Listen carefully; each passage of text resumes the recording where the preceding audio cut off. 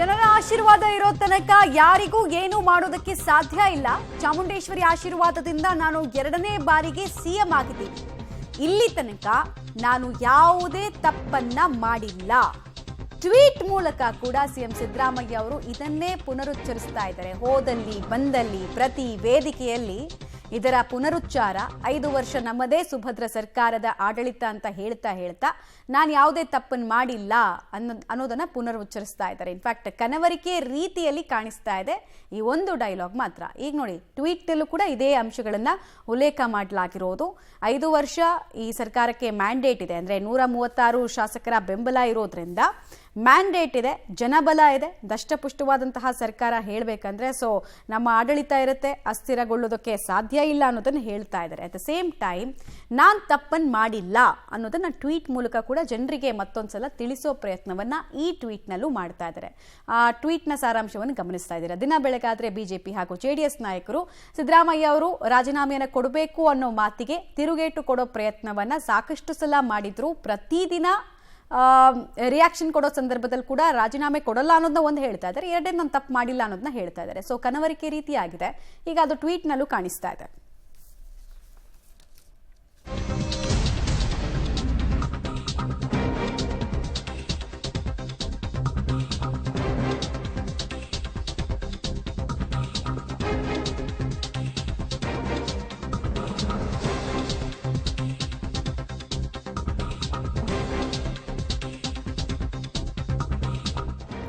ನಿವೇಶನ ವಾಪಸ್ಸಾದ ದಾಖಲೆ ಇದೀಗ ಪಬ್ಲಿಕ್ ಟಿವಿಗೆ ಲಭ್ಯ ಆಗ್ತಾ ಇದೆ. ಸಿಎಂ ಪತ್ನಿ ಹೆಸರಲ್ಲಿದ್ದಂತಹ ಮೂಡಾ ಸೈಟ್ಗಳನ್ನ ವಾಪಸ್ ಕೊಟ್ಟ ಬೆನ್ನಲ್ಲೇ ಅವರಿಗೆ ಅಲೋಟ್ ಆಗಿದ್ದಂತಹ ಖಾತೆಗಳು ರದ್ದಾಗಿದೆ. ಈಗ ಅದರ ಅಕ್ವಿಸಿಷನ್ ಅಥವಾ ಅದರ ಮಾಲೀಕತ್ವ ಯಾರದ್ದು ಅಂತ ಕೇಳಿದ್ರೆ ಮೂಡಾದ್ದು, ಮೈಸೂರು ನಗರಾಭಿವೃದ್ಧಿ ಪ್ರಾಧಿಕಾರದ್ದು ಅನ್ನೋದು ಡಾಕ್ಯುಮೆಂಟ್ನಲ್ಲೂ ಕೂಡ ಗೊತ್ತಾಗ್ತಾ ಇದೆ. ಮೊನ್ನೆ ಅಷ್ಟೇ ಈ ಪ್ರಾಸೆಸ್ ಆಗಿತ್ತು.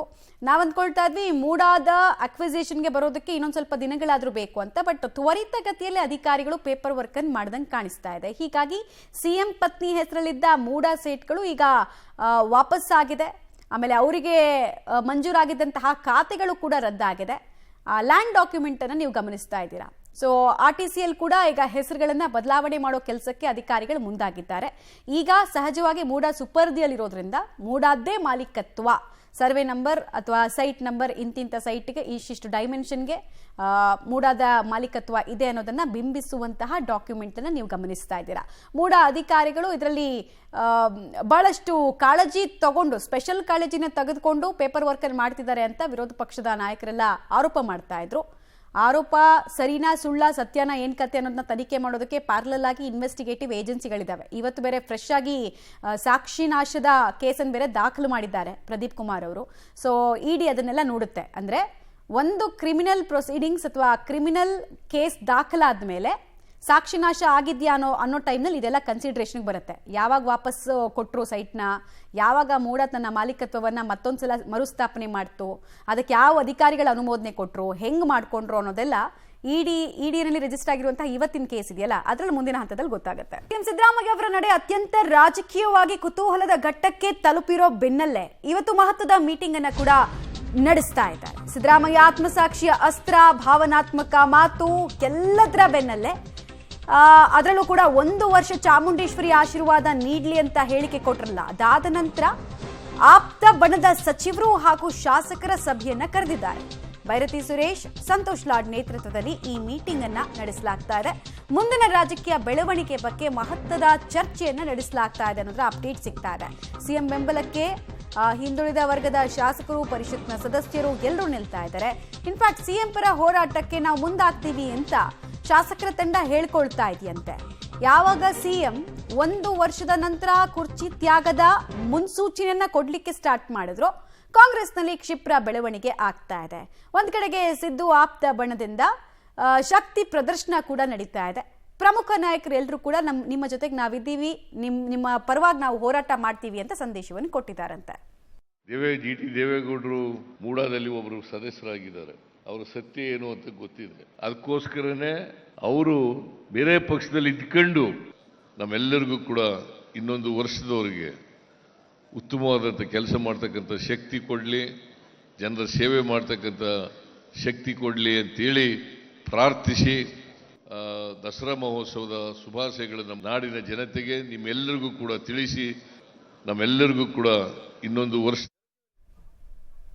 ಡೀಟೇಲ್ಸ್ ಕೊಡ್ತಾರೆ ರವೀಶ್. ಇದು ಪೂರ್ವ ನಿಗದಿಯಾಗಿದ್ದ ಸಭೆನ ದಿಢೀರಂತ ಸಭೆಯನ್ನ ನಡೆಸ್ತಾ ಇರೋದಾ? ಏನ್ ಮಾಹಿತಿ ಇದೆ ಅದ್ರ ಬಗ್ಗೆ? ಅಂತ ಪ್ರಮುಖವಾಗಿರ್ತಕ್ಕಂಥದ್ದು ಪೂರ್ವ ನಿಗದಿಯಂತೆ ಸಭೆ ನಡೀತಾ ಇದೆ, ಮುಗಿದಿದೆ ಈಗ ಆಲ್ರೆಡಿ. ಪ್ರಮುಖವಾಗಿ ಸಿಎಂ ಸಿದ್ದರಾಮಯ್ಯ ಅವರ ರಾಜೀನಾಮೆಯನ್ನ ಕೇಳ್ತಾ ಇರ್ತಕ್ಕಂಥ ಹಿನ್ನೆಲೆಯಲ್ಲಿ ಹಿಂದುಳಿದ ಶಾಸಕರು ಒಗ್ಗೂಡಬೇಕು ಅನ್ನೋದ್ರ ಬಗ್ಗೆ, ಜೊತೆಗೆ ಈ ನಡುವೆ ಇವತ್ತು ಸಿಎಂ ಸಿದ್ದರಾಮಯ್ಯ ಅವರು ಕೂಡ ಒಂದು ಸ್ಟೇಟ್ಮೆಂಟ್ ಅನ್ನ ಕೊಟ್ಟರು. ಅಂದ್ರೆ 1 ವರ್ಷಗಳ ಕಾಲ ಚಾಮುಂಡೇಶ್ವರಿ ಆಶೀರ್ವಾದ ನನ್ನ ಮೇಲೆ ಇರಲಿ ಅಂತ. ಅದರ ಬೆನ್ನಲ್ಲೇ ಸಭೆ ನಡೆದಿರ್ತಕ್ಕಂಥದ್ದು. ಸುಮಾರು 12:30 ಅಷ್ಟೊತ್ತಿಗೆ ಸಭೆ ಆರಂಭ ಆಗಿದೆ. ಅದಾದ ಬಳಿಕ ಸಾಕಷ್ಟು ರಾಜಕೀಯ ಬೆಳವಣಿಗೆಗಳ ಬಗ್ಗೆ ಕೂಡ ಚರ್ಚೆ ಮಾಡಿದ್ದಾರೆ. ಅಂದ್ರೆ ಸಿಎಂ ಸಿದ್ದರಾಮಯ್ಯ ಅವರು ಆತ್ಮಸಾಕ್ಷಿ ಅಸ್ತ್ರವನ್ನ ಯಾವ ರೀತಿ ಪ್ರಯೋಗ ಮಾಡಿದ್ರು, ಅದರ ಬೆನ್ನಲ್ಲೇ ಹಿಂದುಳಿದ ಅಸ್ತ್ರವನ್ನ ಪ್ರಯೋಗ ಮಾಡೋದಕ್ಕೆ ಅವರ ಬೆಂಬಲಿಗರು ಆಪ್ತರು ಮುಂದಾಗಿರ್ತಕ್ಕಂಥದ್ದು. ಆ ಕಾರಣಕ್ಕೋಸ್ಕರವಾಗಿ 15ಕ್ಕೂ ಹೆಚ್ಚು ಶಾಸಕರು ಹಿಂದುಳಿದ ವರ್ಗದವರು, ಅದರಲ್ಲೂ ಕೂಡ ಸಿಎಂ ಸಿದ್ದರಾಮಯ್ಯ ಆಪ್ತರಾಗಿರ್ತಕ್ಕಂಥವ್ರು ಎಲ್ಲರೂ ಕೂಡ ಒಟ್ಟಾಗಿ ಒಂದು ಖಾಸಗಿ ಹೋಟೆಲ್ನಲ್ಲಿ ಸಭೆ ಸೇರಿ ಸಾಧಕ ಬಾಧಕಗಳ ಬಗ್ಗೆ ಚರ್ಚೆ ಮಾಡಿದ್ದಾರೆ. ಜೊತೆಗೆ ಜಾತಿ ಗಣತಿ ಅಸ್ತ್ರವನ್ನು ಕೂಡ ಪ್ರಯೋಗ ಮಾಡ್ತಾ ಇದ್ದಾರೆ. 7ನೇ ತಾರೀಕು ಅಂದ್ರೆ ಅಕ್ಟೋಬರ್ 7ನೇ ತಾರೀಕು ಸಿಎಂ ಸಿದ್ದರಾಮಯ್ಯ ಅವರ ಭೇಟಿಗೆ ಸಮಯವನ್ನು ಕೂಡ ಈಗಾಗಲೇ ನಿಗದಿಪಡಿಸಿಕೊಂಡಿದ್ದಾರೆ. 7ನೇ ತಾರೀಕು ಈ ಒಂದು ಹಿಂದುಳಿದ ವರ್ಗಗಳ ಶಾಸಕರ ಟೀಮ್ ಏನಿದೆ ಅದು ಸಿದ್ದರಾಮಯ್ಯ ಅವರ ಬಳಿ ಹೋಗ್ತಾರೆ. ಈ ಸಂದರ್ಭದಲ್ಲಿ ಜಾತಿ ಗಣತಿಯನ್ನ ಬಿಡುಗಡೆ ಮಾಡಬೇಕು ಅಂತ ಒಂದು ರೀತಿಯಲ್ಲಿ ಒತ್ತಾಯ ಮಾಡೋದ್ರ ಜೊತೆಗೆ ಪ್ರಸ್ತುತ ರಾಜಕೀಯ ಬೆಳವಣಿಗೆಗಳನ್ನ ಮಾಡಿ ನಾವು ನಿಮ್ ಜೊತೆ ಇರ್ತೇವೆ, ಎದೆಗುಂದಬೇಡಿ ಅನ್ನೋ ಸಂದೇಶವನ್ನ ರವಾನೆ ಮಾಡ್ತಾರೆ. ಜೊತೆಗೆ ಮುಂದಿನ ದಿನಗಳಲ್ಲಿ ಏನೇ ರಾಜಕೀಯ ಪಲ್ಲಟಗಳಾದ್ರೂ ಕೂಡ, ಬದಲಾವಣೆಗಳಾದ್ರೂ ಕೂಡ ಅದು ಯಾವ ರೀತಿ ನಾವು ಹೆಜ್ಜೆಯನ್ನ ಇಡಬೇಕು ಅನ್ನೋದ್ರ ಬಗ್ಗೆ ಕೂಡ ಗಂಭೀರ ಚರ್ಚೆ ಮಾಡುವಂತಿರ್ತಾರೆ. ಆ ಕಾರಣಕ್ಕೋಸ್ಕರವಾಗಿ ಇವತ್ತು ಪೂರ್ವಭಾವಿಯಾಗಿ ಸಾಕಷ್ಟು ಒಂದು ರೀತಿಯಲ್ಲಿ ಹಿಂದುಳಿದ ಶಾಸಕರೆಲ್ಲರೂ ಕೂಡ ಸೇರ್ಕೊಂಡು, ಅಂದ್ರೆ ಸಿದ್ದರಾಮಯ್ಯ ಆಪ್ತರ ಶಾಸಕರ ಗುಂಪು ಒಂದರಷ್ಟು ಚರ್ಚೆಯನ್ನ ಮಾಡಿದ್ದಾರೆ. ಹಾಗಾಗಿ 7ನೇ ತಾರೀಕು ಅದಕ್ಕೆ ಅಂತಿಮ ರೂಪುರೇಷ ಗೊತ್ತಾಗುತ್ತೆ. ಧನ್ಯವಾದ ರವೀಶ್ ತಮ್ಮೆಲ್ಲ ಮಾಹಿತಿಗಾಗಿ.